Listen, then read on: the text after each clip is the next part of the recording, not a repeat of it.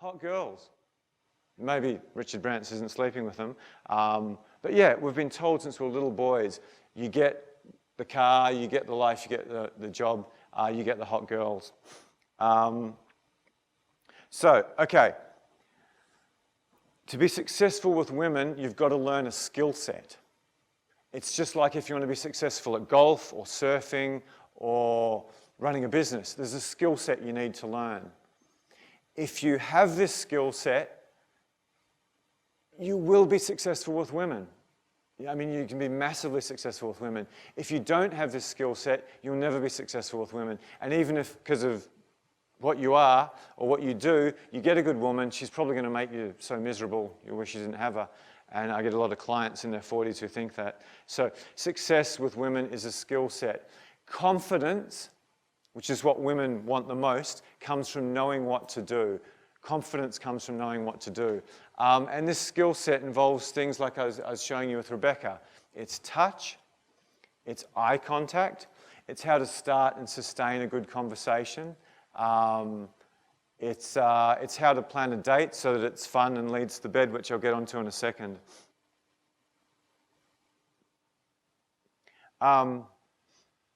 Because of all the things I've talked about tonight, it's so easy, once you get these skills and you apply them, to beat the vast majority of other men in America, Australia, Canada, and the United Kingdom. Because most of us don't approach women. Even if a girl looks at us and stares at us in ways, we still don't approach women. If we ever do, we're drunk. And a lot of us, compared to certainly European men, don't dress that well. And a lot of us are just obsessed with work. It's really easy if you just take a few steps to get really good at this. Point number 5, lacks energy.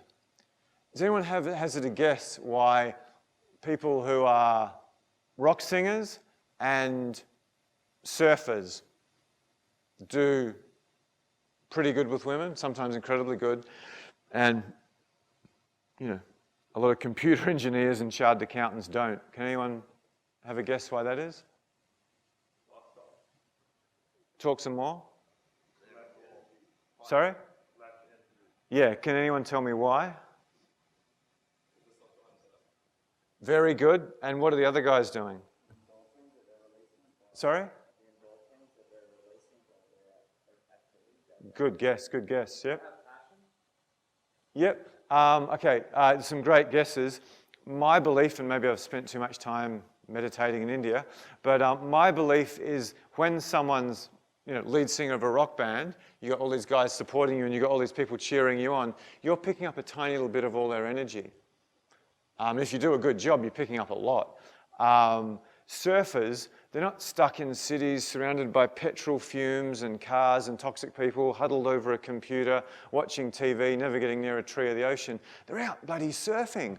They're picking up the massive, almost never-ending energy of the ocean, and particularly waves.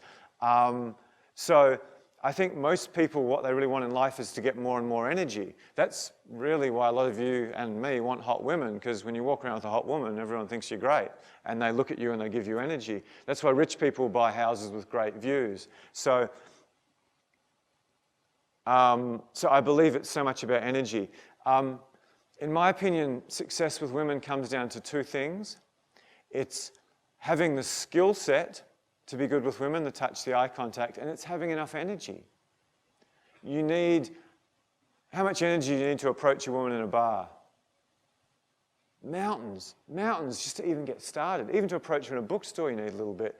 How much energy do you need to do to start a good conversation? How much energy do you need to ride over, uncomfortable moments, which is a huge part of being successful with women?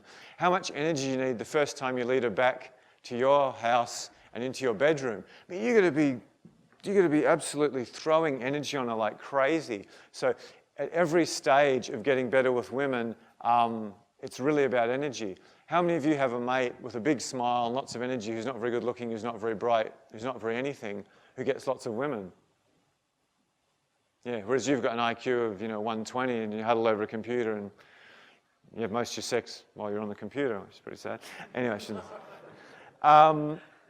I should say, I was worse than anyone. I was the biggest retard when it came to women on the planet, and I'll take you on. I was essentially a virgin until I was 31. I had 3 minutes of sex when I was 27, and that was like a mercy fuck, because the girl had the choice between sleeping on the floor and being the third wheel with a friend of mine who was sleeping with her friend, or coming to my queen-size bed in an okay apartment and sleeping with me. I think on the third night, I was so scared the first time I had it, I managed to sort of get it up for about 3 minutes. And when I mean up, I mean sort of like that. It wasn't like anything impressive. And I think I just touched her nipples woo, when I came. So that was my first sexual experience at 27. And it was another 4 years until I had a second one. So, but ironically, I wasn't a superstar, but I had a great job. I had a good income. I had big muscles. I was good at sport. Well, I'm really skinny, but I had big muscles then. So yeah, I did have a few things going for me, but I profoundly lacked certain social skills. Like if someone left me alone in a bar just for 5 minutes, I would shit myself. Unfortunately, I smoked back then, which wasn't that smart. I'd like chain smoke and I'd chain drink. I just couldn't stand being alone in a bar by myself, which was really funny. And there was so many very, very simple things about women I just didn't get. So to get better with women, you do need to have a certain understanding of women. And I was so bad socially that I was okay at public speaking because it was part of my job. I could do a presentation to, in some cases over 1,000 people on a topic I knew, and I wouldn't really be nervous at all. But before the presentation started, if I had to go around and meet people before the presentation, guess what I'd do? I'd run to the bathroom and hide. I'd sit there on the toilet, hoping no one came to get me to talk to people. I had no problem going out to give a presentation, but to just walk up to someone and say hello, I was terrified. A lot of you are looking at me like you don't believe me, but I promise you it's true. So lacks energy. Can anyone guess what I think is the number one cause of approach anxiety, certainly for most of my clients? Very good guess. Not quite. That's big too. You do need to know what to do, otherwise you'll probably get rejected a lot. But if you don't know what to do and you just walk up and say, hello, I'm whatever your name is, with a bit of energy, you'll be surprised how many girls will actually talk to you, particularly if you dress okay. I think the number one cause of approach anxiety is computers. Can anyone relate to that?